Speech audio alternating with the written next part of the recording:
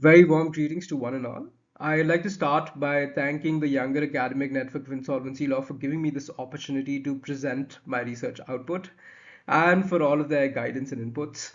Uh, my research output looks at how best can the interests of small scale and medium scale debtors be protected during their restructuring by enabling equity interest retention.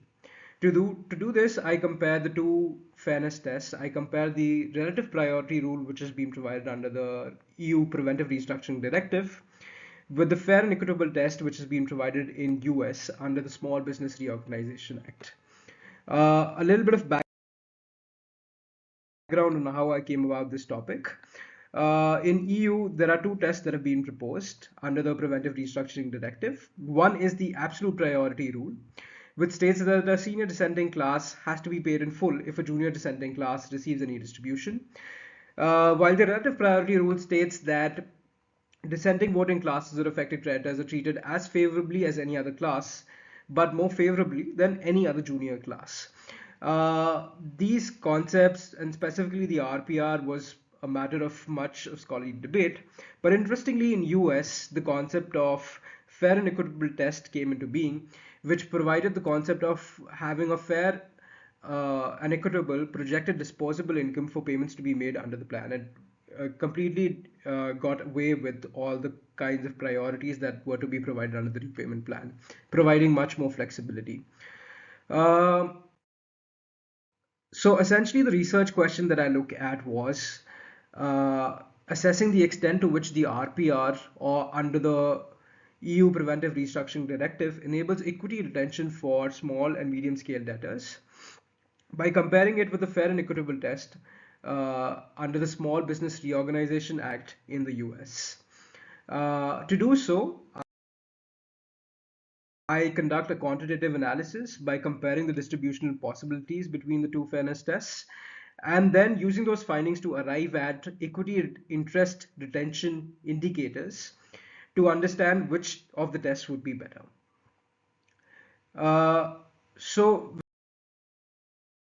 very briefly, if I can talk about the quantitative analysis,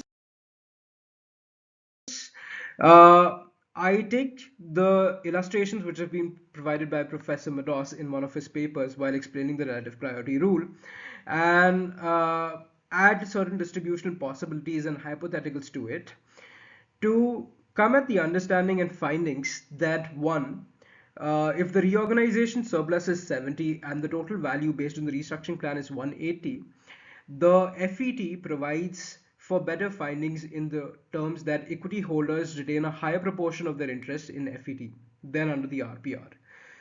The junior dissenting unsecured creditors also have a higher possibility of receiving higher distribution under the FET than the RPR.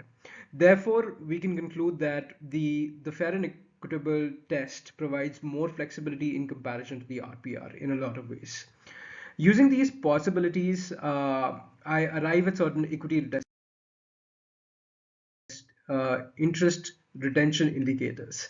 First, I look at what incentivizes early access. FET certainly incentivizes early access by providing early access to restructuring to the equity interest holders in comparison to the RPR.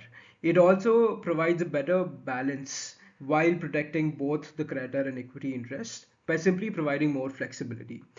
And therefore, it also increases the chances of a consensual plan confirmation. From a macroeconomic perspective, not many member states have so far adopted the relative priority rule in EU, and therefore it seems too early to decide on the basis of statistics that are available the success of the relative priority rule. Broadly, based on my conclusion, based on the conclusions I arrive at from the equity retention indicators, I suggest that member states, while incorporating the relative priority rule as a fairness test, may find orientation under the fair and equitable test under the Small Business Reorganization Act. And they may also provide certain protections in the form of a reasonable likelihood test or the default remedies test. Derogation may be permitted in certain situations only, One where equity retention from the RPR rule may be necessary for successful restructuring. And secondly, when unsecured junior creditor classes would necessarily have to be provided a better treatment than certain other senior ranking creditor classes. Lastly, I'd like to end by a quote from Mokalintirado. It's that the key now is for member states to particularize and implement the RPR in a way that it would facilitate fair and efficient restructuring. Restructuring law is ready for a dose of relativity.